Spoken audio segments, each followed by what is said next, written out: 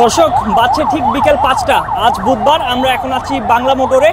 আপনারা যেমনটি জানেন যে আজ সারা বেলা অর্থাৎ সকাল 10টার পর থেকে কিন্তু কোটা সংস্কারে যারা আন্দোলন করছিলেন তারা রাজধানী সহ সারা দেশের বিভিন্ন পয়েন্ট ব্লক করেছিলেন, যাকে তারা বলছেন বাংলা ব্লকেট। ঠিক এই মুহূর্তে বিকেল ৫টার সময় এই বাংলা ব্লকেট কিন্তু খুলে দেওয়া হয়েছে এবং আপনারা দেখতে পাচ্ছেন যে বাংলা মোটরের অবস্থা কি। এটা সাময়িক সময়ের জন্য, যেহেতু প্রতিটি রাস্তায় যানবাহনের দীর্ঘ লাইন ছিল, সেই লাইনগুলো থেকে এখন ব্লকেট ছাড়ার পর কিন্তু সবাই যে যার মতো যেভাবে পারছেন যাওয়ার চেষ্টা করছেন এবং এই কারণে এখানে একটা সাময়িক জটলার সৃষ্টি হয়ে গিয়েছে।